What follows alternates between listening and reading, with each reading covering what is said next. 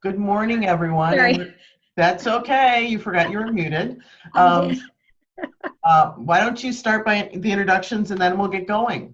Sounds good. Good morning, everyone. It's Shafali with Giving to Page. What you just heard was an expression we've heard a million times, right on a call and in a Zoom call, Zoom meetings. Sorry, I forgot I was on mute. Sorry, I was on mute. And so if we had a nickel for every time we heard that, we would easily have like $1,000 set aside, I think. And so I just was guilty of the same thing. But good morning, everyone. Thanks for joining us. We appreciate your time. We won't take up too much of it. I want to just say thanks to all those who are finding their way to this virtual training with Zoom Advanced from Giving to Page. I want to thank Virginia Weisskopf from Weisskopf Consulting for her time and expertise on this particular event. These Zoom webinars have been incredibly popular because we all find ourselves in this place of trying to really be Zoom experts in a very short, truncated amount of time. And so I thank her for hosting these sessions a couple of different times. I also want to just let folks know that we'll be pursuing other virtual training sessions. We have one set up in May already with the College of DuPage and the head reference librarian who oversees their philanthropy collection. And I was just discussing with Virginia some possible other dates and topics to partner with her company on as well in terms of skills-based training. So if folks have ideas or topics that you're interested in, please let us know. And of course, as many of you know, we're also in the middle of our big Giving to Page Days event. One of the biggest ways that you can support Giving to Page today is by sharing that event on your social networks, sharing the video that's on the main website for that event, givingtopageday.org. So please tell others about it. We're trying to support over 80 nonprofit organizations in DuPage County that are serving DuPage residents. We want to thank all those participating charities where we really could use everyone's help in spreading the word and getting the word out. So without further ado, I'm going to hand it over to Virginia, and now I'm going to remute myself so that any of my note-taking on the background, since I'm a learner too, doesn't disturb others. Thank you, Virginia. You're welcome, Shafali, and thank you for letting me share my knowledge with all these people so they can become Zoom experts. I want to clear up a couple things. You have you can see the Q&A on your list when you go over your taskbar. If you click that, we would like you to type your questions into the Q&A, not into the chat. You can certainly chat directly to Shafali. I'm not going to be looking at stuff because I'm presenting. She is my co-host, and she can answer you if there's a problem or something that's not a Zoom question. She will collect the Zoom questions, and then there's 3 natural breaks in the presentation to talk about each section of questions, and then there'll be a final question and answer. I'm going to start this morning by putting up a poll for you guys to answer. So here it is. It's how do you use Zoom? And if you guys could answer this poll, we'll find out how many people are doing meetings, how many people are just attendees, and how it's not what you're doing now, it's how you use Zoom in general. We'll just wait a minute while it gets populated, and then I will get started. At the end, you will be pushed to a page where there's previous recordings. The previous recording of Advanced Zoom, I'm going to take down after this one because I, of course, added things every time I do it. I learned something more, which is great, and I add it to the slide deck. And after this, probably tomorrow, I will send all of you who are here in attendance a copy of the PDFs. Okay, I'm going to end the polling, and I'm going to share the results. So raise your hand if you can see the results on your screen. And it looks like that the majority of you do both meetings and webinars, which is great. Yeah, you can see them. Great. I'm going to lower your hands now. It's a great platform. So without further ado, we will get right into the slides. So today we're going to talk about security first, then settings on meetings and webinars, some tips and tricks for both of those, and then optimizing your home studio. Shafali wanted me to do this right out of the gate last time, so you'll see this slide twice. What the difference is between meetings and webinars. A meeting on the left, I would call a Brady Bunch type type picture. Everyone is collaborating. Everyone can talk. Everyone can be involved. It is everyone involved in a meeting. You're having a meeting. It's not a presentation. When you move to webinars, the point of the webinar is to present something, have questions and answers, and I as a host can unmute and mute people, but it's a presentation versus a collaboration. Very first thing right out of the gate, and I do this in all of them, is never, ever, ever on any platform, including Zoom, sign in with Google or Facebook. Because inevitably someone hacks one of those, your username and passwords get put out on the dark web, they start running against every platform possible, and they can get in. So always have something separate. So Zoom in December, if any of you have seen my other ones, I've talked about this, had 10 million daily users, and they were built as a business and enterprise software, not as an individual or a free software, but they migrated to having those options for small businesses like us, for nonprofits, and for people to use in general. But then we all came into the living space we're in now, where we have to communicate virtually. And so in March of this year, they had 200 million users. That's a huge increase of people who just jumped on, because it is quick and easy to just jump on. But because of that, there are some issues, which they have plugged those holes. You now have to require a password for every meeting you do. You should require registration, because that's another layer of people have to sign up to get on. You can lock the meeting, so if you know exactly 12 people are coming, you can lock it when it's done, no one else can get in. You can, on meetings, enable a waiting room. So everyone is in the waiting room, and you can let them in one at a time, or the co-host can, so you know who's in the meeting. You know, all their names are up there, and if there's just a phone number, you may want to send a message to them asking who they are. You as the host can remove any participant at any time. And you can restrict things in a meeting that you're doing. So if you look down at the bottom, on your taskbar, it shows a new tab was added to the hosts where it says security. And all of these things can be changed now on the fly, where before this tab wasn't here, you would have to go out of the meeting, make the changes, and reopen the meeting. But now you can absolutely do it on the fly.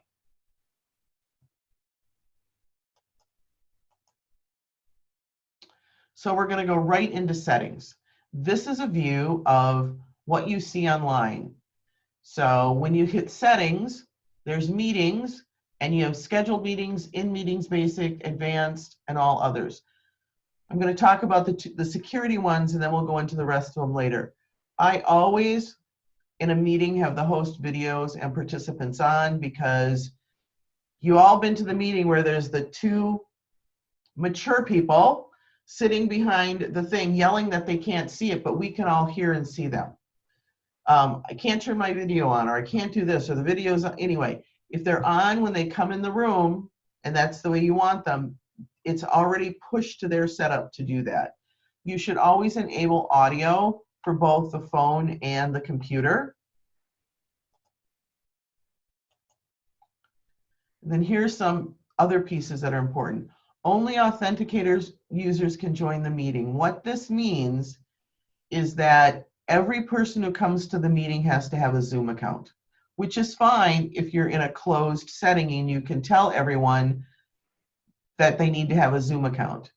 If you're pushing out to a larger audience like Shefali and I did for this, that's kind of a problem, because then those people who are not authenticated users who don't have Zoom cannot join your meeting.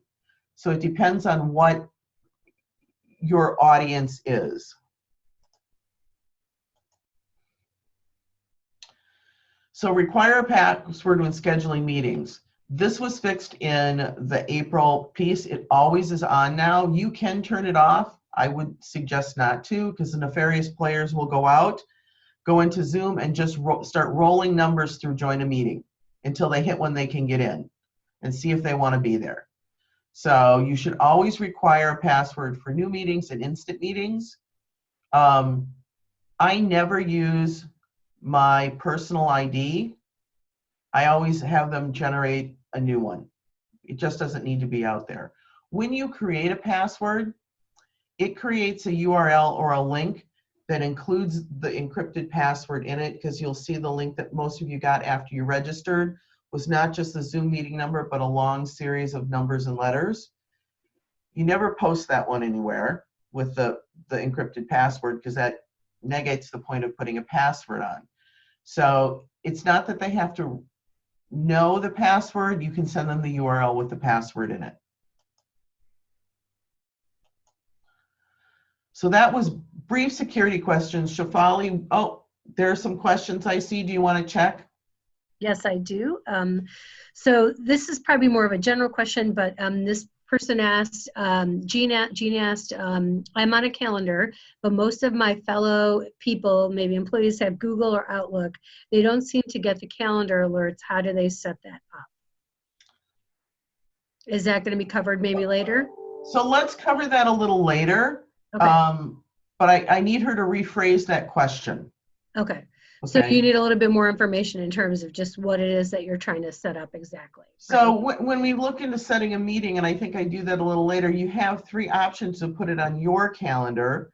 When they get the invite, they should be able to add it to their calendar. So I'm not sure which end she's talking about, and I need that to be more clear. Okay, great. And then the next question is, I'm teaching yoga classes and music and microphone is most important. What are the best options? So you might, I don't know if you're covering that later in terms of music. We can talk about that again in the home studio piece at the end. Great. And then there was a question about batch allowing people into a meeting. If there are 50 or more, do you have to allow them individually? So is that going to be covered later, or should we talk about that now? You know, I actually don't know the answer to that, because I always let people in individually in a meeting. My meetings don't get over 50. And when it's a webinar, that can be a large amount, you can't enable a waiting room. Waiting rooms are only for meetings. Okay. A little more clarification on that. Does he mean a meeting or a webinar? And I'm not 100% sure on batch. Yeah, I think they are. Anna's referencing a meeting there. And then Jeannie's follow-up on the calendar was that she's saying she has an iCalendar, and it's on the user end where they say they can't add it into their calendar. Like, you know, I think it looks like when you have the option, they say they can't put it into their calendar. Zoom says it can't, is the question. I still may not understand it now without seeing it, understand that, but we'll talk about the calendars later. Okay. Yeah. Setting up meeting for a large group, where do I include the invitation URL with password? So if they're the ones setting it up for a large group, what do they send or include in the invitation? There's a place to copy that, and we'll hit that a little further on. Great. And then how do you create conference where multiple speakers will be presenting? So I think you'll probably be doing that later as well. Is that correct? That's a panelist issue, but yeah, we can do that. Okay, great. We'll be covering some of these. If we circle back in other sections and it's still not answered, definitely let us know, okay? Okay, we're going to move on. So here we are back in basic settings again, right? And we talked about having the host video and participant on if you want to be able to see them, hear them, not as much in a webinar, but certainly in a meeting. So you're not spending the first 10 minutes getting everyone set. You as the host, that's not your job. They need to be able to come in and be able to go. Join before host is an option, a security option that they recommend you don't do, because that means anyone can get on and be waiting there before you start the meeting. So they should just get in after you start the meeting. You as a host know you need to start at least 5 to 10 minutes ahead of time so that people who are testing and wanting to get on have that time to do it. I never use my personal ID when scheduling a meeting. No one needs to know that. Random is fine. Unless you're doing something that's reoccurring, that's a closed piece, no one needs to know your personal meeting ID. So we're going to pop down to the admin part here to users. You can have as many users as you want. but you have to pay if there's licensed. And what that means is, so I am the licensed person on the account. I have David in here who has accepted. If you send out, if you go into add users and put in someone's name, it immediately goes to licensed. And then as soon as you click add, it's going to take you, you have to pay for that license.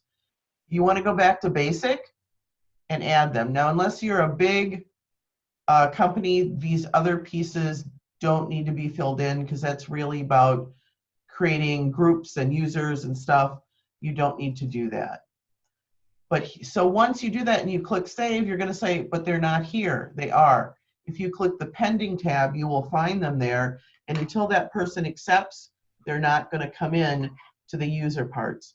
What this lets me do is it means that I have people who can schedule meetings. So David can sign into here and set something up as one of my employees for a meeting he's having with one of my clients. So he can use the platform. So you can put other users in there. If you want to have concurrent webinars or concurrent meetings, everyone has to have a license, and that, of course, costs you extra money. So we're going back up to settings. You can mute participants upon entry if you want, but if you do that, then they're going to be fumbling around and wondering why it's not working. If you have the desktop version installed, and I don't use it much, I always go online because it's limited, it can send you your reminders when you have something coming, when it's going on. Because I put everything in my Outlook calendar, my reminders come from my Outlook calendar, so I don't use the meeting reminders. If you want to, perfectly acceptable, but I don't need more than one reminder. Requiring third-party encryption. So in the upper left-hand corner, when you're giving a meeting, if you roll up there, there are, when you're not in presentation mode, there's a little I that if you roll over, it tells you the meeting information. If you need to, in a meeting, send someone the information on a fly, you don't have to get out. It tells you if you're recording, and it tells you that it's encrypted. Zoom has got some pushback because it's not completely encrypted, because it's encrypted on my end, it's encrypted on your end, but it's not encrypted on Zoom servers. That just means Zoom is able to look at it. So if you're looking for a platform that's completely encrypted, you need to bring in a third-party piece or use a different platform for your meetings or webinars. Here's chat. And private chat. I always turn these on in meetings and in webinars. Shafali, do you see the chat? I do see the chat as well. Okay, yes. so I don't get to see the chat because it's not, because I'm presenter. Shafali will be, and you guys can either send a private message to Shafali, a private message to one of the other person who asked the question, or you can do it privately. So there can be some collaboration and some discussion on meetings. I have no problem with that as long as it doesn't interfere with the presentation. And as the co-host, Shafali would then bring it to the appropriate time when we're doing Q&A. You want to, when you're doing a presentation or a meeting, have a co-host to help manage everything, because you can't be running a meeting or doing a presentation and looking at everything else. It just divides your attention and it doesn't make the meeting move well. Down here, auto-saving chats. You can turn auto-save chats on. Now, when I do networking meetings online, virtual networking, I always have chat on. We encourage everyone who's on the networking meeting to put their personal information in about their business, because if you were at a regular meeting, you would be handing out business cards. Then we save the chat so that everyone can then get the virtual business card as it would be. Play sound when participants leave or join. I don't need to hear that. I think it's distracting. People can come and go as they want. It's really not going to, it's their choice. So I don't have that set up. File transfer, I absolutely have turned off, because file transfer is where someone could upload something and everyone downloaded it and it could have a virus. So I think it's better not to have it. Now, if you want as the host to send something to the participants, you could certainly turn it on. I choose not to. I don't have the feedback to Zoom setting. I figure if anyone has an issue with feedback, they can handle it personally. I do not display the survey at the end of the meeting because I push people to my own landing page. I'll talk about that in a little bit. I absolutely have the co-host able to do the same controls as a meeting and a host because that's the whole point. And I have polls turned on. This particular screenshot doesn't have it turned on like it did in the beginning, so that I can interact with you and you guys can see what other people are thinking at certain times during the meeting or presentation, as it may be. So always show control bar. You can have this always up. Here's your taskbar control bar. It automatically hides itself. I don't need to see it. I only need to go up to get it when I need something. It depends on your personal preference, but I don't need to see it. It says show Zoom meeting windows during screen share. Mine is on. It's off in this one so I can see you guys. I see just Shefali and myself so that I know what's going on. I allow screen sharing. I have host only on, but if you're working with someone one-on-one and you want to collaborate, you can share back and forth, which is great. Disabling of that screen sharing is a good thing, and annotation I have turned on. That's what you saw in the very beginning. So I have controls here where I can draw on the screen. I can put a little stamp on the screen.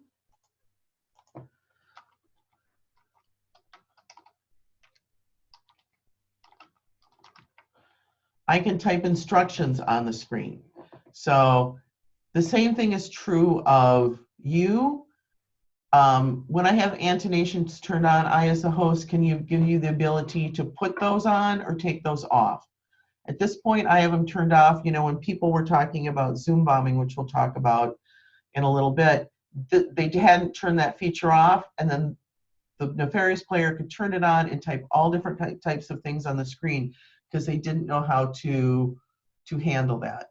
And then, of course, before I leave the screen, I have to erase them, or they'll still be on the screen when I move forward because it's on this piece.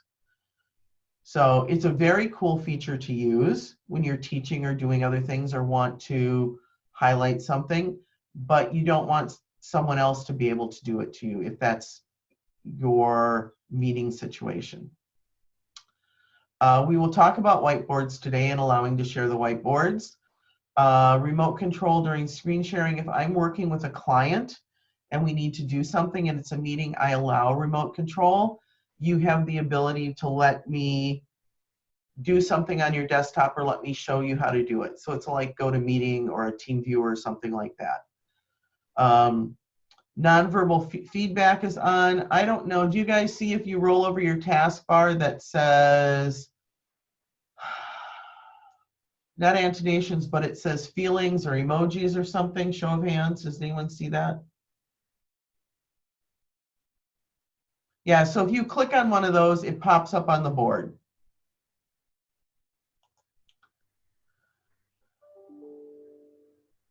I don't think everybody can see that. I think there's just a few hands that went up at that. And maybe it's a personal setting. I found that's a hit or miss piece. It's not dire to what you're doing, but it's a hit or miss piece. Allow remove participants to rejoin. Yeah, no. If I'm going to kick you out, I'm going to kick you out. Because obviously you've done something that I don't want you around, or you're not participating, or I don't know who you are, or I'm concerned. So no, I don't do that. Allow participants to rename themselves. Yes, I see in the attendees link that someone is in call-in. They've called in on their phone, and I don't know who they are. I would like to rename themselves, you know, so I know who you are, and you're not just some idle person out there. And that's something in a meeting I might ask them to do. Breakout rooms. We're going to talk about breakout rooms. It's turned off here, but if you have a meeting and you want to start the meeting, send people into breakout rooms and come back on, this has to be turned on for it to work. Remote support needs to be turned on. That's very much the same as screen sharing. So there's two things. If you need closed captions, it's a third-party software you have to install. I'm not talking about that today. The same thing with sign language. You have to get someone else in and make that work. And I don't let anyone take control of my camera during the meeting. So group HD video, yeah, we all like HD video, but if everyone is on HD video in a meeting, it takes up more bandwidth. And if everyone's working from home and they don't have the bandwidth that's needed, you get problems. So I usually turn that off, and then it gives them the best picture that they can get. Everyone wants to know about virtual backgrounds. Yes, I have mine on. You can see it behind me when I'm speaking on the screen, and I will talk about that in optimizing at the end. So this identifies questions. Guests, I do want to know who they are. Like I said, auto answer, group chat, I have turned off because I think that's a one-to-one thing. I don't need to have a group answer come in. Show default mail settings with invites. We'll talk about that a little later. And yes, I use my Outlook plugin and I use HTML format. So I'll show that a little later too. I allow users to set their stereo settings. What happens on their end is fine. So they can decide how they want to hear it, and that's fine. Waiting room is only for meetings. When you turn it on, it says who to place in waiting room. So if you have registration, you can choose all participants or guest participants only, and you can customize. And we'll look at that right here. You can customize the waiting room. It'll say the meeting ID. It says, please wait while host is letting you in. You can change that. You can put your logo in and you can put text in. So you know exactly what it's going to say. We want to allow people to join from their browser link. They don't have to have the downloaded piece. And when I do live streaming, I go to Facebook or YouTube. Workplace by Facebook, I don't need to do, and I don't have a custom service. Facebook and YouTube work just fine. So then we get to email notifications. And what do I want to get? These are things that I want to see happen. I don't record my meetings to the cloud. I record them locally, and they transcribe them at the end, because I always bring them down, cut off the beginning and part of the end before I upload them for people to look at on YouTube. So if you just want it in the cloud and don't want it locally, you can do that. I want to know when attendees are waiting. Let's say for some reason I forget what time it is. It will let me know when someone has got into my meeting and send me an email. If I cancel a meeting, it automatically sends to everyone who's registered. It would send me, or the alternate host, an email if I got rid of one of them.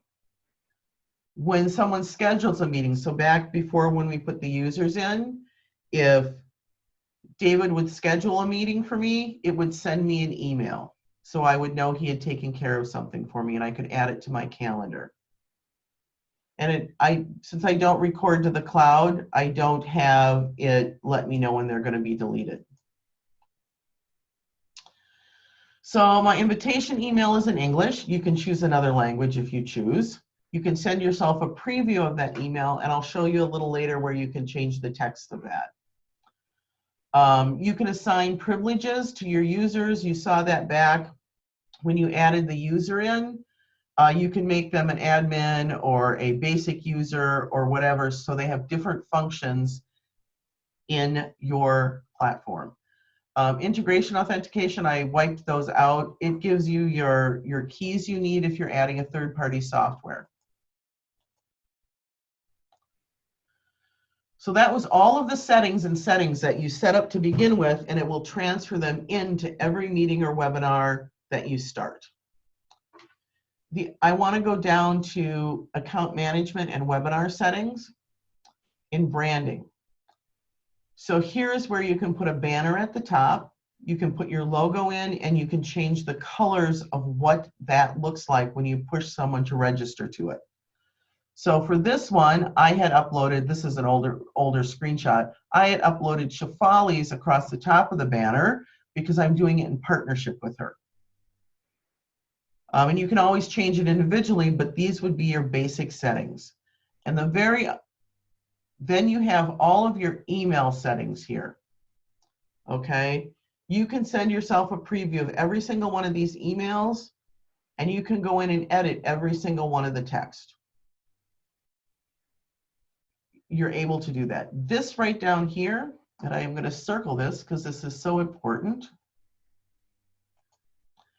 This right here, the post attendee URL, and this was in a screenshot, so it hadn't been changed. This is where it sends you when you're done. So when we're done with this meeting, I'm not sending them back to Zoom.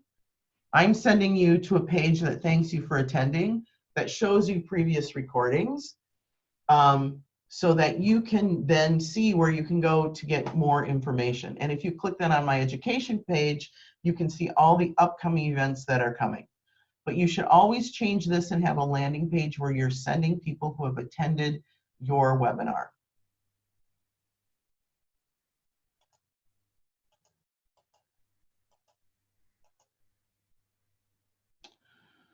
Registration settings.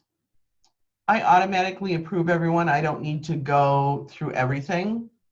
I'm closing the re-registration on the date, and you are allowed to charge. So if you want to charge a fee for your webinar, you can go to registration. Right now, the only option they have is connect to PayPal. So you need a PayPal account, but you can use it to charge for your webinars. And then again, here's more email settings on how you want when they've registered to get. And you can, again, over on the right-hand side, there's an edit. You can edit here the text that is in each of them. You have your basic text, and that's what goes out. So here, this is an original one. I have removed Workplace by Facebook. It always gets confused if you don't have one unchecked. I have Facebook and YouTube, and those are the two that I stream to. And those are in your settings so that it always pulls that in when you create a new meeting or webinar.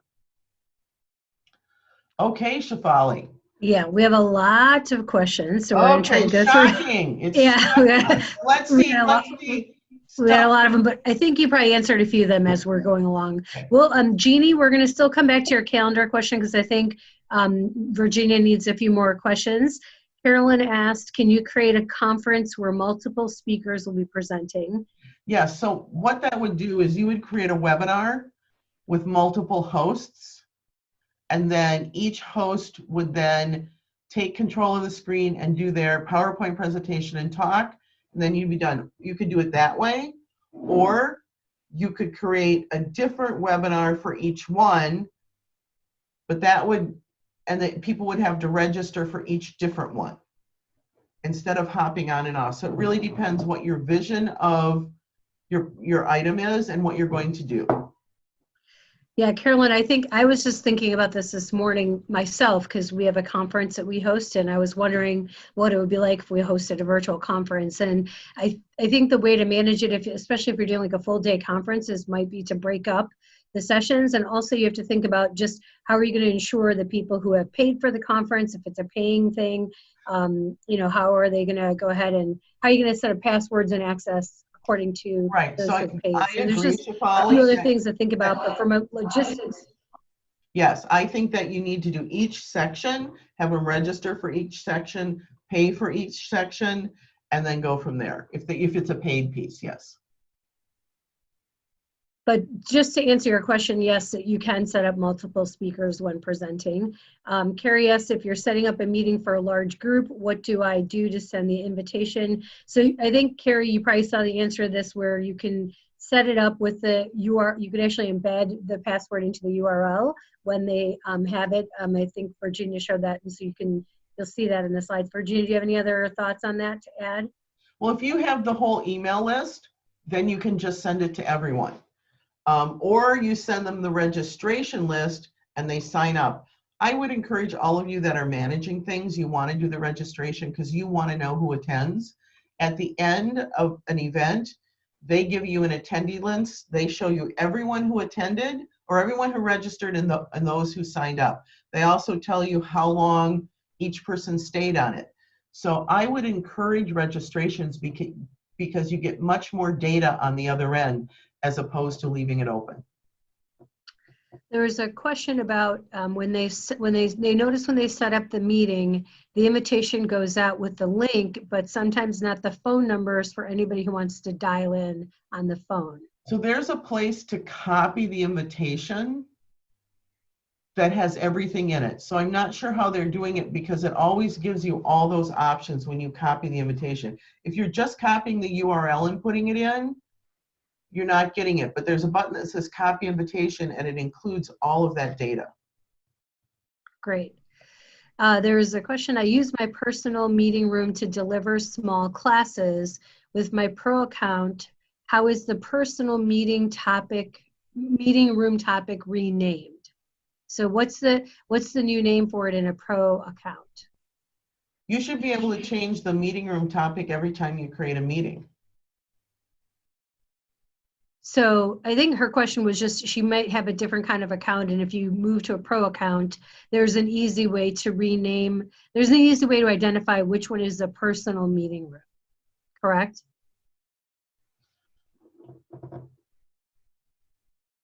I don't get the gist. Maybe I'm not getting the gist of the question. So I think her question was, when she moved to a pro account, she says right now, and I assume it's not a pro account, but when she is using a personal meeting room to deliver small classes, does that meeting room, like, is that header renamed into something else with a pro account? The answer is no. No. Okay, that's what I figured.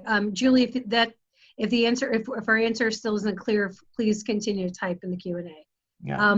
There's a question on what does a user mean? So I think in the sense that you had users added to your account, what does a user means I have employees that collaborate, and I have employees that have meetings that create meetings for clients, right? I don't have to do everything. So when I have a user in the account, David and Jennifer both have the ability to go in and create a meeting with a client and schedule it. Now, because I only have one license, I have to start those meetings, but then they can go on. They don't need me to schedule the meeting for them. If they talk with a client and want to have a meeting online, they can go ahead and set it up. That's what a user is. Okay, and then someone asked, can they add a user if they have the basic free type of account? You know, I don't know the answer to that because it's been a long time. If you go down to account management and click users, I guess that's the only way to figure it out. And I apologize. It's just been a long time since I've had the basic account. So Claudia, I think the easiest thing to do is sign up as a basic free account and see if you can add users, and if you even have that user management piece on the back end with your settings. Correct. If you don't have it and you don't see it, if it doesn't appear in your basic free account, then you can assume that's not available in that.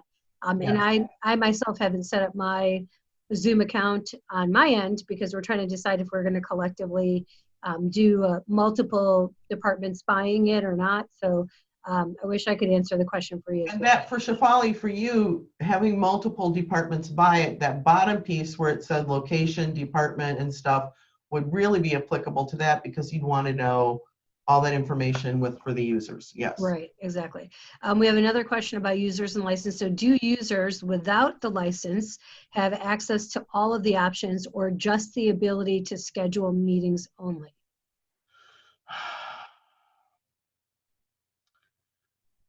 When they set up a meeting, I believe they're able to change any of the settings for that meeting. I don't know if they can go into the regular piece and make changes. If they're set as a basic user, I think they have to be set as an admin to go back into settings to do it. So I would check on that. If you record a webinar, are you able to see the chat and the Q&A afterwards? I think you can record. That was saving the chat, was there. I believe you can download the Q&A. I have never done that, but I believe that is an option in the end. I think that's an option, Kathy. So Yeah. Kathy asked that question. You can definitely save the chat, and I think you can save the Q&A questions as well. Yes. How does the host or participants get the contact info into the chat, in the chat itself? So how does the host or participants get the contact info in the chat? So in the chat, you chat to all panelists and you just type your information in, just like you're typing a question. And I think, Nancy, you're also asking, so when you're a host or a panelist, you have the ability to see all the other participants as well. And you can see their settings as a participant in terms of, watching them raise their hands and all of that. So you get a chance to sort of bifurcate or delineate who's the panelist, who's the attendees, and you get a list accordingly. When you are the host or the panelist, you have that. It's down below in the control panel. Jamie asks, when you add a user to an account, do you have to have a paid account? And I manage a company account that several people use. Would it make sense for me to add the people who use our account as users? So this is really, they already have an account. Should they set up? Yeah, because there's different, and I don't go into every level of what the users are. I just wanted to show you that they were there. But you can give different users different authority to do different things, and you need to look at what those are. I would think you should always assign different users to do different things so you know who's in the account and who's doing what. If it's all under one username and password, you get down the road and you want to know who did something, and that's problematic. Thank you. There was a question about talking about closed captioning. So we did reference it. Virginia, is there anything else to add other than that usually involves like a third party? It involves a third party, and I have never done that, but I think that I would just Google closed caption Zoom and see what they're going to tell you. I'm sure it's a plugin. You have that authentication number and you can hook it up. So many people have done it and so many people are using Zoom that I would check on it. But anytime you do a streaming piece and you want closed caption, you have to bring in a third party. Nothing is done automatically. So you just have to do a little investigation, then bring it into your console. Great. There's a question about seeing your webinar on the basics of Zoom. Yes, Virginia will be sending out a link to her web page where she has her previous recordings, so you'll get that. So actually, at the very end of the Shefali, they're going to be pushed to that page. But I want to remind them that the advanced recording is from the previous time, and I of course added things because I always add. This recording that we're doing today will be replaced tomorrow on that page. Great. And then there was another question. Can you send an invitation in multiple languages? That's a very good question, and I don't have the answer to that. I'm going to definitely recommend the wonderful library of Google on that one. So I'll bet that answer exists very easily in the quick Google question. So, and Virginia might be doing that while I'm continuing to go on to a few other. How can you tell when I turn my attention to my other monitor? Yes, I did. I did. And there's a few folks. So everyone who's sort of typing in chat, if you actually have a question, please share your question in the Q&A. So a couple things. What does closed caption provide? So again, I don't know that there's a third-party plugin, so we're going to try to get an answer to that. And then there was another question. If the person who sets up the meeting only has Zoom basic accounts, unpaid, then the dial-in is not an option. So this is new. I don't know that I knew that before. I'm sorry, I have to quit reading and start listening. I apologize. It's okay. So the participant indicated that if someone has a basic account, an unpaid free account, dialing in option is not included for meetings. So that's a new piece of information that I don't think I knew before. I've heard both ways. I have to check, and I would check on the Zoom platform to ask that question, but it's very possible. I thought the Zoom meetings, basic had everything except it was a 45-minute limit. I would have to check on that. There's another question about somebody getting kicked off during from the internet at home during this webinar. Can they get joined back on? So as long as you have the link, Yes. you can always join back in at any time. FYI, the plugin for Zoom on Outlook is super helpful. It's available at the bottom of the Zoom main. It is. I use it all the time. That's how I schedule most of my meetings. Yeah. So there's a plugin. So what that basically is you add in this plugin for Outlook, and what it allows you to do is basically set up an instant Zoom meeting. Virginia did cover this in the basics class. I did, and I don't think I have screenshots in here, Shafali. Yeah, so you can definitely watch that, but you can probably find the information on Google as well. But there is a plugin where then you can just set up instant meetings for instant Zoom meetings from your Outlook screen, which is nice. A few other questions, if you'll let me get through those, I will go ahead and plug through those. We're doing presentations to senior centers and libraries. Is meeting or webinar better? I will have a co-host who is in that organization. So what's better, a meeting or a webinar? Okay, and I'm going to apologize for what I'm going to say before I say it. We've all been on the Zoom meetings where the old people or the mature people on the other end can't get it to work. Okay, so if you do a meeting, understand your presentation is going to be disrupted by them. Okay, and they're going to come on late, or they're going to not, and that's going to set your whole things out. If part of it is learning, then you can do that. So a presentation is better, because if someone is having a problem, you can go in the chat and your co-host can take care of it, as opposed to it showing to everyone on the screen and it being disruptive to what you're doing. This is a question about branding. The next one is about working with two different groups, and they want to show the logos of each group when they're in the meeting. Would they need to have two accounts, one for each group, or can they, so they can keep the branding separate, or can they somehow choose to make sure both logos? Go ahead. No, go ahead. So the branding, you can put both on the invitation. The piece here where I'm on a presentation, it just has my logo in the bottom right-hand corner. It had Shafali's in the beginning, it will have Shafali's at the end, but not on every page. So for the meeting, you have to have the pro version, I believe, to get rid of the Zoom branding. And I believe you upload a logo. So if you want to brand it for both during that meeting, you'll have to upload a new logo temporarily that has both, so it shows. And I would also add, it's probably true, Virginia, when you're the presenter and you're sharing a screen, you can be sharing a screen to your own PowerPoint presentation, and your own PowerPoint can certainly have multiple logos within it. Is that correct? Right, that's what I said. Yours is in the beginning and your information is in here, but mine is on every slide because it's my presentation. Right.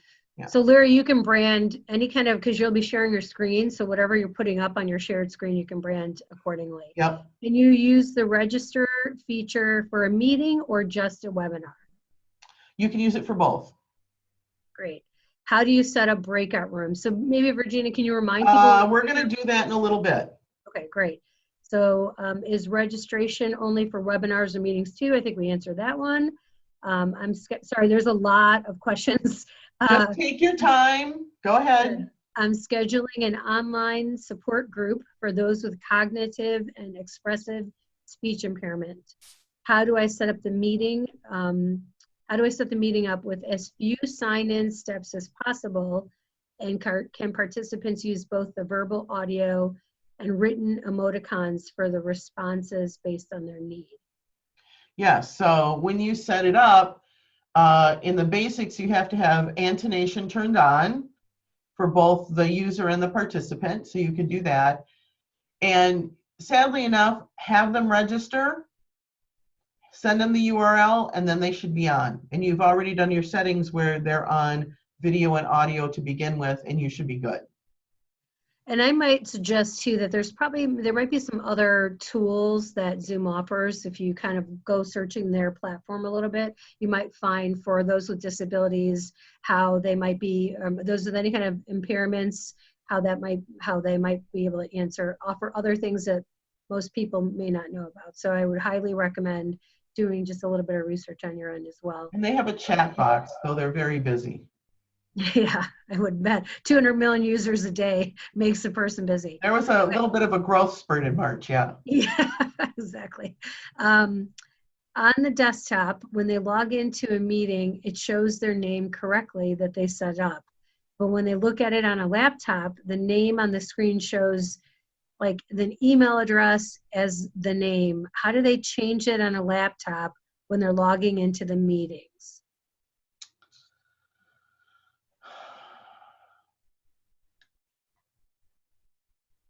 I don't know why it does it. It has to be however you set it up on that laptop different than something else. You know, when you sign in from your phone, it says phone. When I sign into meetings on my tablet, or my iPad, it says Virginia's iPad. So it depends on what the settings are on each device. And there is a way, I did it the other day because I have a certain login on my laptop and it was showing in as my login is CDSMT, and there was a way somebody showed me. Under more, if you click on more next to it, you can rename yourself.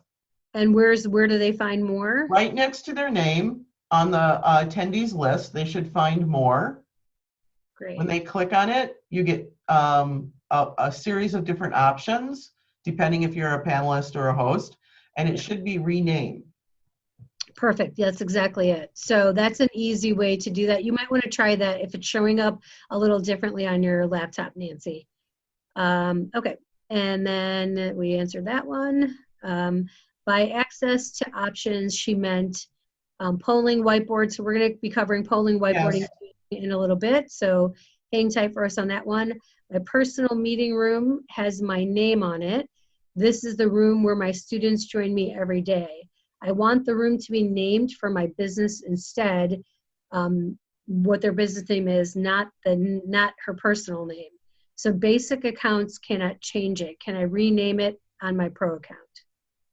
So that's the personal meeting room question that came up earlier. So this and I understand now what she's asking, but I don't know the answer off the top of my head. So I think, yeah, I think that some of this, I think the distinction, some of these questions are about what are the distinctions between the basic account and the pro account. And that might be something that the platform offers you as an answer right away. Yes. Asking people how to save it. Nancy, that had to do with the previous thing. I think we answered your question. Music and microphone, are we going to cover that still in future coming up? Yep. Okay. And I have, can you talk about how the interpretation function works? That's a third-party plugin, right? Translation. Yeah, so I can't speak to that. The eggplant, or that, sorry, not eggplant, yeah, the Outlook plugin, we've got that right away. Thank you, Suzanne, for sharing that. Someone offered, I have a free account and one of my participants dialed in. So clearly this dial-in thing option on the free account is an area that seems to be functional for some people and not others. And I don't know how that could be. I think it depends on how they send them the link. If they just send the link, they're not getting all this extra information. You need to copy the invitation, and then it puts all that data in there. Okay. They say they can only see the notes on chat, not the other attendees' chat. The person who gave me the answer. So here's the thing on chat. When you're in the chat room, you have the option to chat to all panelists or just to everyone who's in the attendee, or just to us as the panelists. So it just depends on how you're selecting when it says to, there's a drop down with an arrow, and it lets you actually chat specifically with other individuals, with the panelists, or with everyone. That is correct. So that's how you get to sort of see that. Don't understand my question about presenting to seniors. Are you saying a webinar is better, or can questions on webinars be seen by all? Q&A questions go to the host and the co-host, just like Shafali and I are working. I can see them. I'm not looking at them. I'm looking at the screen so I can answer them. But but chat can be seen by everyone. So you have to give them instructions on what you want to do. If you want them to chat among themselves, I think that if you're getting a group of older adults, that's going to be harder for them. Some will be fine, some won't be fine. It depends on your distractions, having them type it in the Q&A. And even though we said that at the top, some people are still putting questions in the chat, right, Shafali? Yes. So Anne, your question was, do you think a Zoom meeting is better than a Zoom webinar for your class to a seniors audience? And the answer really lies with you. That is correct. It depends on how many disruptions you might want. So for example, in a meeting, you can start a meeting with everyone on mute, but then people can unmute themselves during the meeting. So if your seniors are going to unmute themselves and then that's disruptive to your class, that format may not be as good. If you have a webinar and you want to have, so it's the chat and the Q&A features are available in both meetings and webinars. Yep. Really the question is, how many disruptions do you want with a live meeting where people can unmute themselves versus a webinar? We have a little bit more control over your settings. And that's going to be up to you. You should try both formats and see which one works better for you. Maybe you want to have a highly interactive class. Right. I was going to say that maybe you want that face-to-face interaction. So it really depends on what your vision of that is.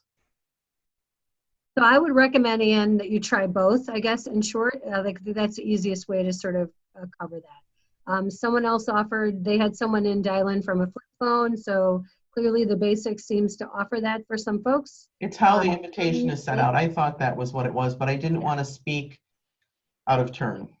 Okay. So I think we have all those questions set up. Still pending our breakout rooms and music and microphone. So I think we're good on that. So I'm gonna go ahead and mute myself and we should be good to go.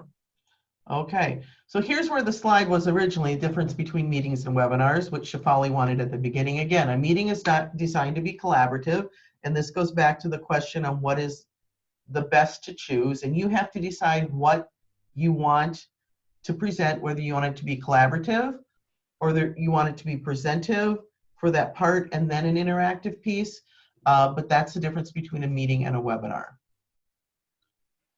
So we're going to look at desktop versus online. This is a shot of the online when you go to sign something up. In your left-hand corner side is all the different things you can do. Then it shows you their meetings. Now, if you go to the desktop version, it's much more limited. It's just giving you what your upcoming meetings are and that you can start it. So it pops up from time to time. It is on mine, but I never ever use it. I always use here because I have more control over setting up what I'm doing and what's going on.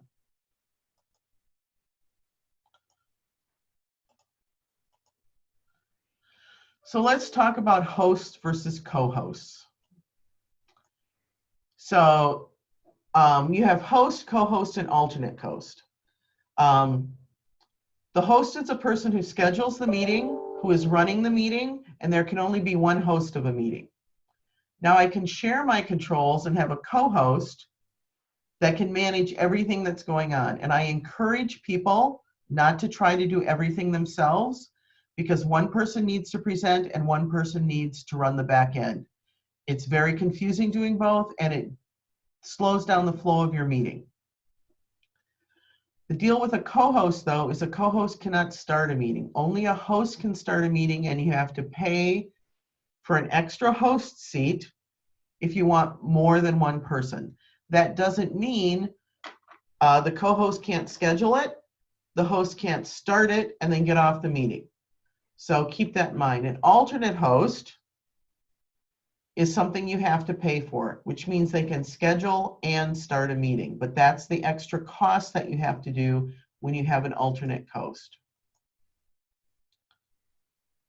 So again, I'm going to reiterate. The co-host feature allows you to share your privileges with another user, and you can take any attendee and elevate them to co-host in a meeting. You can take any attendee and elevate them to panelists in a webinar, and they have all of those pieces. So they can start all of these other things so that you don't have to. And you should have a conversation about what needs to happen and what you're doing and who's doing it. Like today, I was going to go live on Facebook. And of course, Shefali and I got to talking and I didn't start it. It's part of the deal. Whereas if we had had the conversation or a checklist, it probably would have happened. So co-hosts cannot start the meeting, but you can start the meeting and have them run it. So I'm going to show you how to change attendee status here. These are screenshots I stole off of the web because I wasn't going to go through and create them all. So here down at the bottom, you can see your taskbar. And then when you click on Manage Participants, it comes up and you have mute and unmute and more. When you click on more, you have all of these options. You have chat, ask to start video, make them a host, make them a co-host, allow them to record. All of these things, or I can kick you out and put you in the waiting room. So here it says assign to type closed caption. So this guy must have had a third-party piece put in when he did it. But it's done right here in the participants list where the co-host can make changes.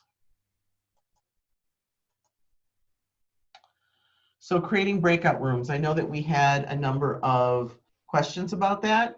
When you have put your settings in that you want breakout rooms, this piece right here, the breakout room, shows on your tab.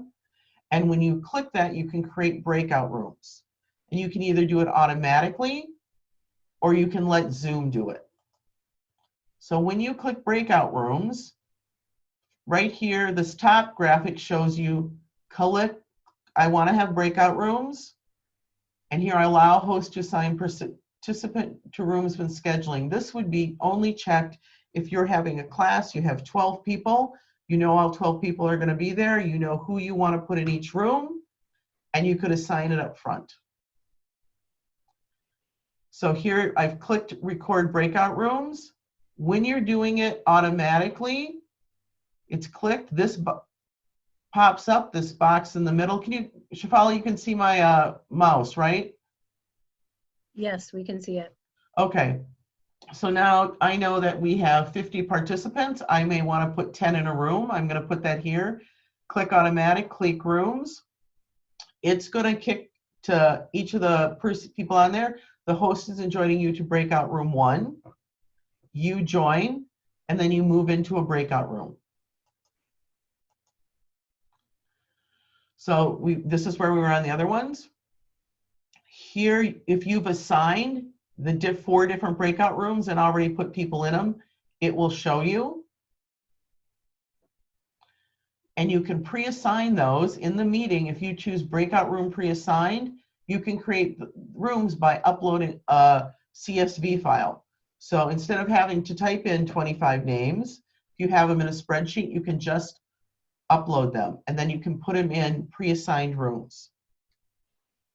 So this comes up, move all rooms to automatically, allow participants to return to the main session at any time, which means they can take themselves out of a breakout room, or you can close it after however many. Maybe you want the students in there for 10 minutes doing a assignment. You want it to notify you when the time is up, and after closing the breakout room, it sets a timer. So it takes you on a journey, and you have settings to take care of all those things. Now we're choosing whiteboard. It was really funny. The first time I looked for whiteboard, I couldn't find it anywhere, and I had to go find a video. So when you go to share your screen, this is one of the options that comes up. It's called whiteboard. So you want to click share whiteboard. And what you get is a plain whiteboard, and here's the annotation toolbar that I get on mine.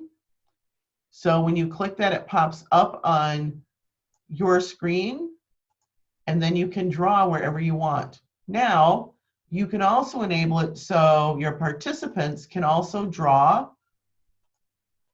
or type text back and forth to you. So you can collaborate on a whiteboard. And this is, a whiteboard means you're just starting with a blank piece of paper. I would assume you could also, if you have a PDF that's up there, if you've enabled the annotations, you could have questions or something that you want them to collaborate on. You can do the same thing. You can do both. So if I wanted to, I could let Shefali write on this. So it's here on More. When you click More, disable participants annotation, which in my presentation it is, or you can enable it. You can also hide the video panel. So you see the video panel that's here. If I don't want that to come up when we're doing the whiteboard, I can move it away so we can focus just on what's on the screen. Very easy to do and very simple to take it up. You can save the whiteboard or take a picture of it so that you can present it later. Oops. As you can see, what happens with the annotations, they stayed from one slide to the next, and I need to take those off. There we go. So participants on a Zoom desktop, and we're thinking about being on a Zoom desktop. First, you have mute and unmute. Bottom left-hand corner, you can mute and unmute your microphone. You can start and stop your video.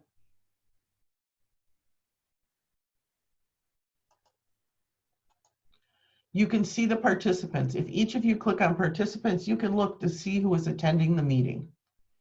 And two, if you're participating and you don't want anyone to know your name, you can rename yourself. Next, there's chat. When you click on the chat box, it pops up to the right.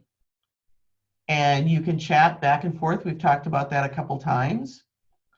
Now, in basic settings, screen share can work both ways or just one way. You can assign that when you're setting up a meeting. You can also assign if they can record it locally or not. Here's the reactions piece that you should have if you can do other reactions on your desktop, all in the taskbar. And then, of course, leave the meeting. You can see here, thumbs up, thumbs down, clapping, I'm going for coffee, or time needs to be up. So all of those things are available. Participants can see in a meeting everyone, and you have control of how you see this. It's up in the right-hand corner, right here, which view you're getting. And I believe it's slightly different on a Mac. This is a PC screenshot. So you can see everyone who's on here. You can see just the active speaker. So just like in Google Hangouts, when someone speaks, it pops them up to the main screen. You can have that happen. You also have gallery view, mini layout when screen sharing, and hide non-video participants. So instead of seeing a whole bunch of phone numbers, you can just take them out of the piece. Here we're looking at chat, which we've talked about a couple times. When the chat window comes up, it lists what's been talking about in the chat. And then right down here, you can click this down arrow and it'll say all panelists to an individual or to the host or the co-host. So whoever you're messaging, that's who it's going to go to.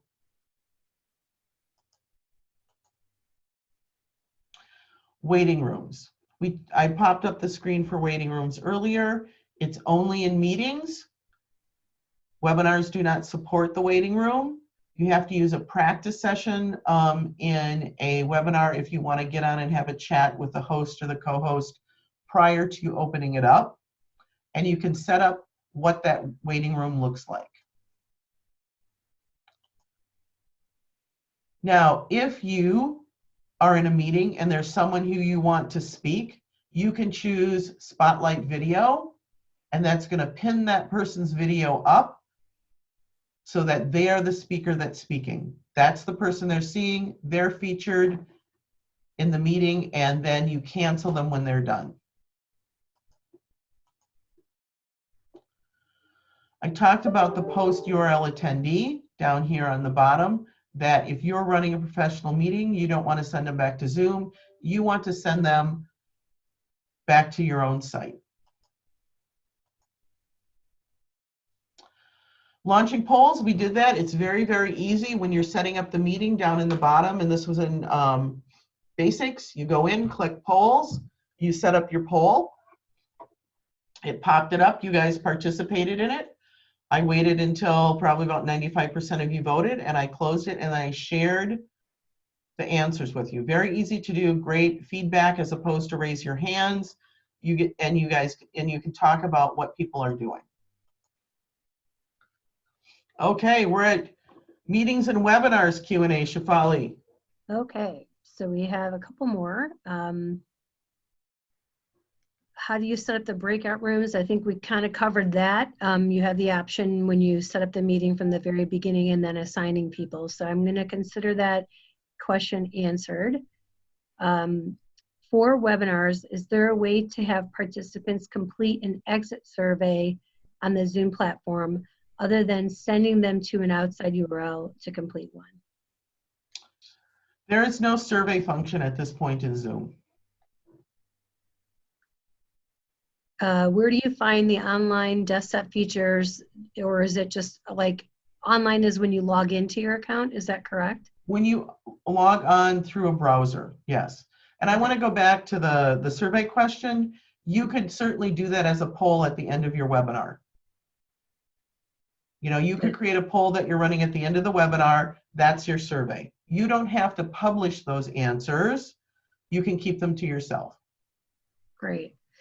So just to clarify, the online is when you log into your Zoom account through a browser, and yes, desktop features are what you have. It seems like just as an app downloaded to your desktop. It is just an app, and it's very stripped down, and it likes to pop up. I never use it.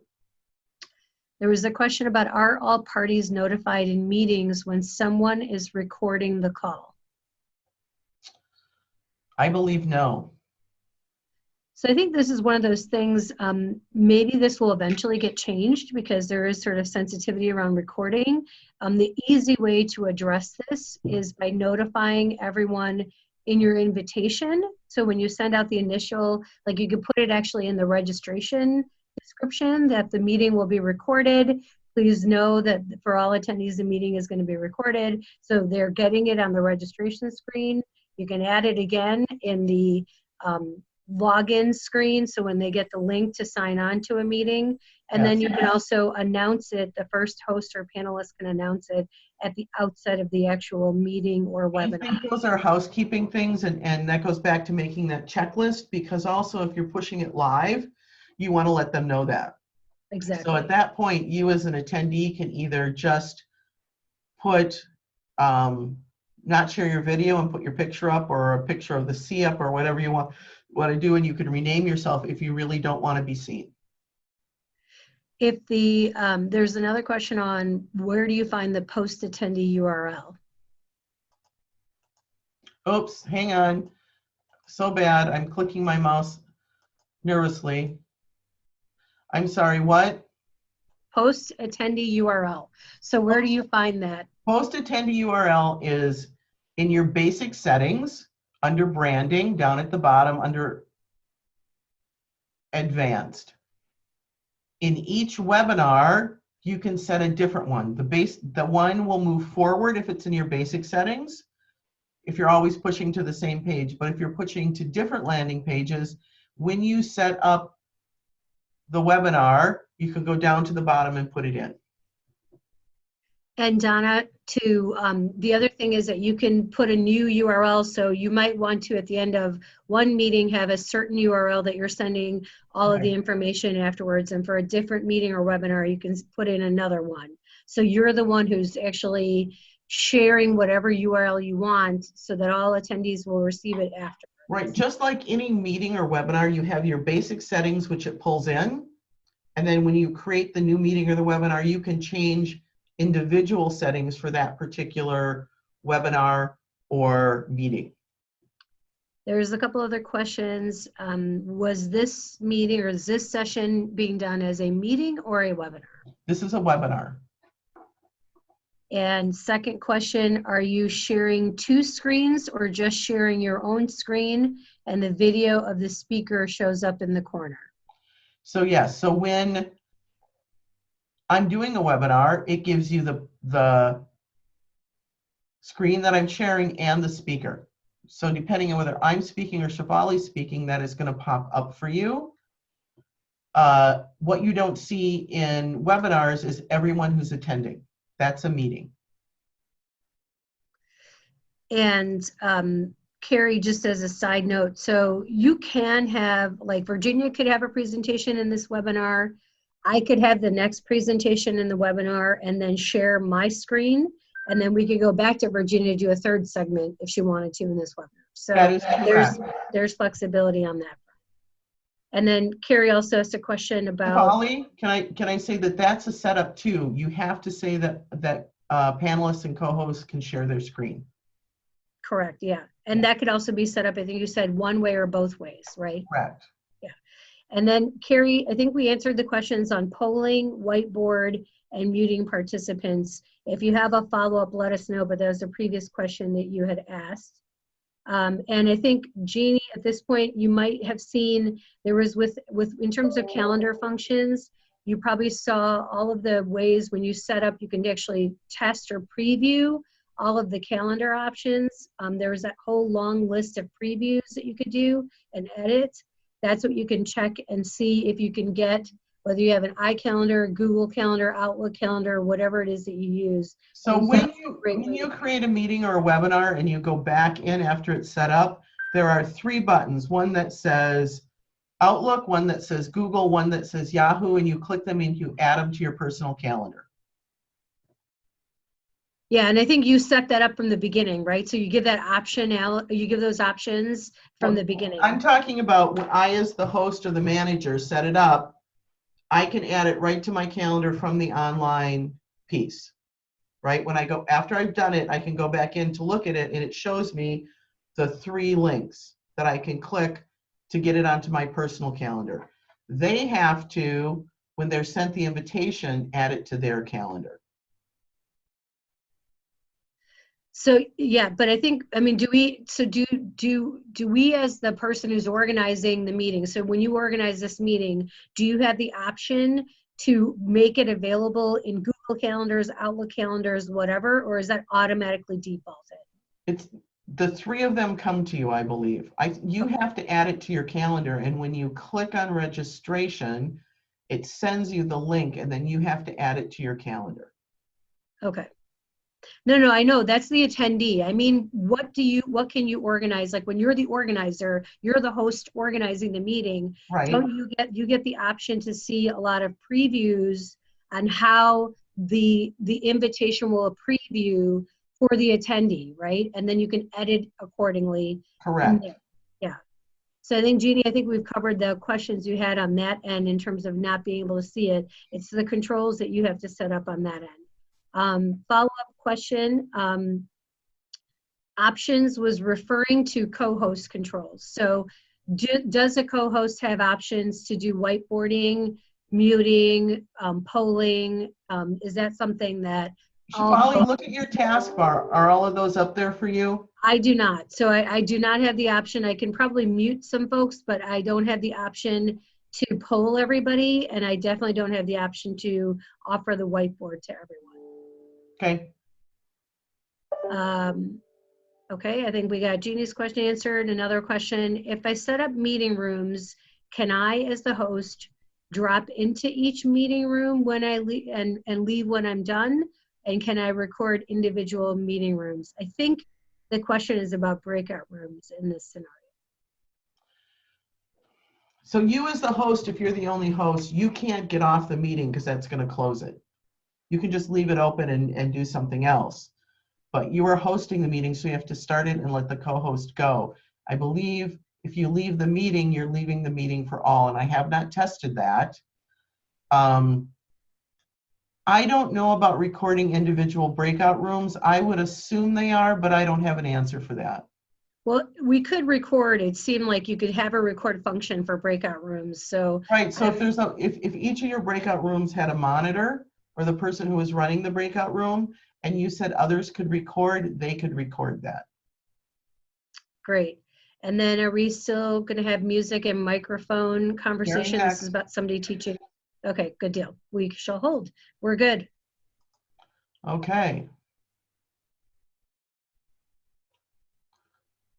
Just important, we're at 10:22, Virginia, just so I you know. know. What's next? Optimizing your home studio is what's next, and we're going to go through here. So I have 2 laptops, and when I started doing Zoom meetings a year and a half ago, I was not happy with the quality that I got. I was not happy with the fact, even with the green screen behind me, all I did was stare at my hair, which looked green all the way around the edge. And I decided I needed to update my camera. Before there were cameras in laptops, we had to plug cameras into laptops via USB. This one, I bought at Best Buy. It's a great price. They're really expensive now online because like everyone wanted it. It has audio and video. And I'm very pleased with the quality that I get. I also have lighting and a green screen behind me, which I'll talk about. So you need to make sure that what your perception of what you want people to see is what they do see. And we'll talk a little more about that. Lighting and sound are so very important. You have to have light, and if you look at Shivali and me, you'll see she's a little darker because she just has office light, where I have lights, actual purchase lights in front of me that bring the light in the front and give me the least amount of glare I can get on my glasses, which drives me crazy. But I haven't resolved it to the point where it's totally gone. And your microphone, you have to purchase the microphone you want. I am not an audio person. I know it's very important. You need to purchase an audio mic that works best for you. You've seen a million different online things where people are singing. Some just sing into their computer. Some of them sing into the microphone that's got that big black piece in front of it. I don't know what it's called. But if it's very important to you, then you need to start Googling how they're handling that. You know, one of the things is in a meeting, how do you get it all to come in together? It's not my forte to manage a musical meeting, but you're not the first person who needs it to have done. You need to test. Find a plugin, use it so that when everyone's singing together, it puts it together for who's watching. Clearly, a lot of it is being done. I don't know the platforms they're using, and you certainly could use technical support at Zoom. But you have to decide what microphone, what lighting, and what sound works for you, because there's nothing worse than being on a meeting where you can't hear what's going on. So here's a caveat you need to understand. Right down at the bottom on your taskbar next to your sound and your video, you can choose your microphone. It is always going to default to your laptop or the desktop. If you've plugged something in that you want it to use, you need to go in here and choose. Well, this is a screenshot, and I find it interesting because I have the HD C920 camera and sound, but you need to set both of them. You need to set your video and your audio to use the appliance that's on there from Zoom. Once you set it, and you can only set it when you started a meeting. So you need to set up an instant meeting. You need to go in and set it up and see what, and invite someone to help you. How do I sound? How do I look? Did it change? Test. So both of these, right over here, when you go to the up arrow here, you can choose which camera you're using. So you want to make sure, even though you've plugged it in and are using it, you've told Zoom to choose that. When I was attending a online funeral, and they were using a microphone, but they hadn't chose the microphone from the list, so it was still using the speaker from the iPad they were using, and all we could hear was wind. So you need to test and know what you're doing. Green screens. So I have a green screen. There's all different kinds of one. You have to decide what you want. Right up here in the right-hand corner, you can see this line that I put in, and in a minute I'm going to show you this, because this is what I have in my office, so that I can pull my green screen up behind my desk. Originally, I had a green screen curtain by my closet, but then I'd have to move everything. And now that I'm doing this all the time, I don't want to have to do that. I want to pull the screen over. I want to turn my lights on. I want to be able to move on. So I am going to stop sharing my screen here. And you can see me here. Now, when I go to visit video and choose virtual background, I can shut it off. And now you can see my green screen, which is hanging from the ceiling that I can move back and forth. And then I can choose any virtual background that I have chosen to put in. When we do our networking events at a bar virtually, I have my bar scene. When I'm at my casual office, I have my casual office scene. And I have my bright windows because I really like my bright windows scene. So you can choose what it is. You can make it what you want.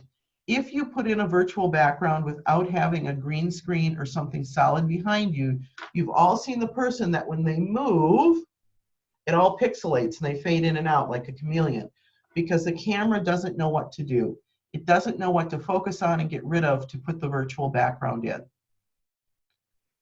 So those are all important when you are doing your virtual background and your lighting. So I'm going to leave it open to questions now. That was brief, I understand, but go ahead, Shefali.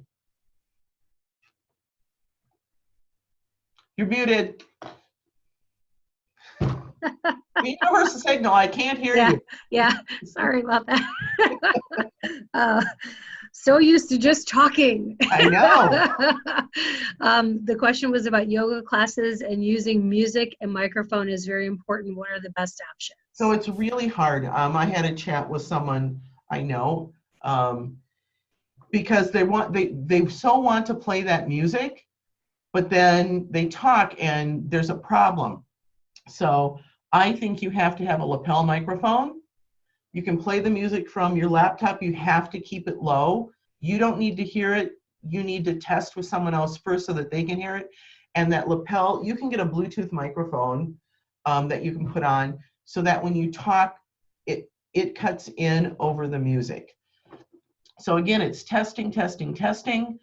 I don't have the exact answer because I've never set one up, but you need to test. But you need to have a microphone on.